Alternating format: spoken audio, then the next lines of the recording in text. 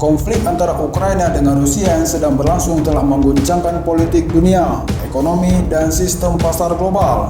Sedangkan upaya diplomatik oleh para pemimpin dunia untuk menyelesaikan krisis tidak menunjukkan jalan keluar. Rusia telah mengumpulkan lebih dari 100 tentara di perbatasannya dengan Ukraina selama beberapa bulan terakhir. Hal ini dapat memicu peringatan tentang apa yang sekarang ditakuti oleh penduduk dunia sebagai awal mula Perang Dunia Ketiga.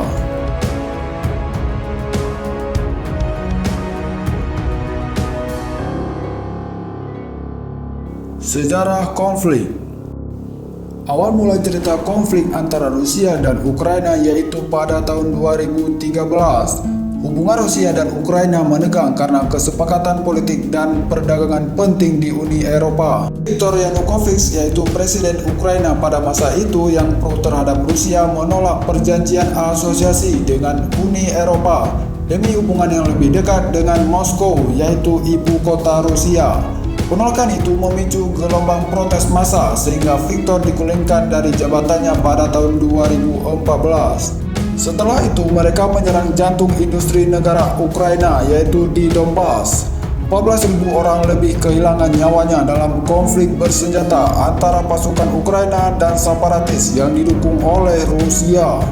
Ukraina dan Barat menuduh Rusia mengerahkan pasukan dan mengirim senjata ke pemberontakan, lalu tuduhan itu dibantah oleh Rusia.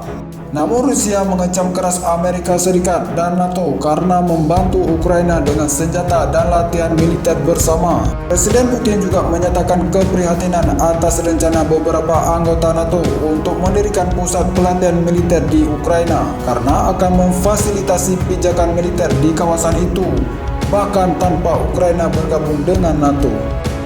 Pada bulan Maret 2014, Rusia mencaplok Crimea, yaitu sebuah semenanjung otonom di Ukraina Selatan dengan loyalitas Rusia yang kuat.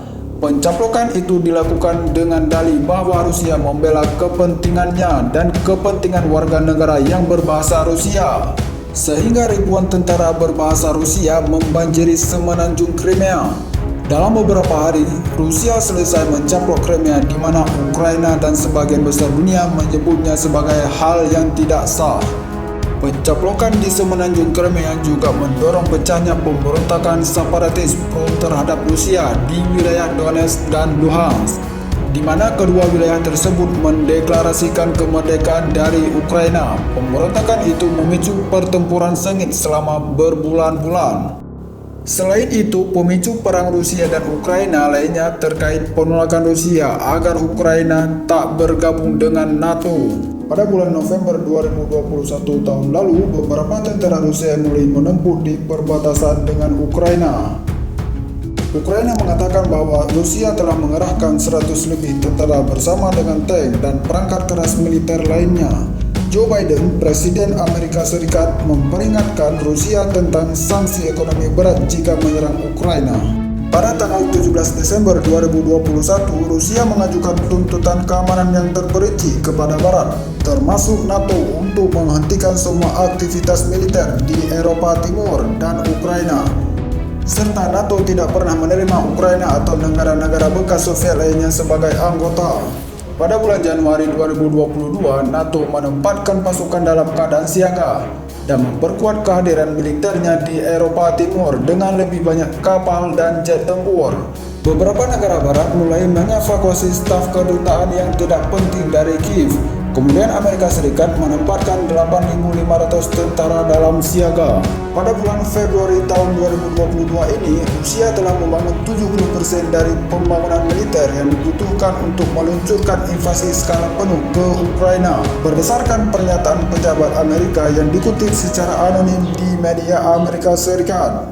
Dan sekarang 2022 ini, tepatnya pada tanggal 24 Februari kemarin, Rusia meluncurkan beberapa roket sehingga meledakkan beberapa gedung-gedung dan tempat-tempat di Ukraina.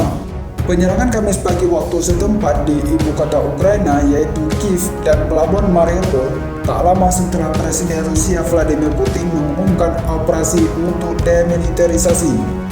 Sebelumnya Putin telah memberitahukan kepada negara-negara lain untuk tidak ikut campur dalam peperangan tersebut dan akan ada konsekuensi bagi yang mencampurinya.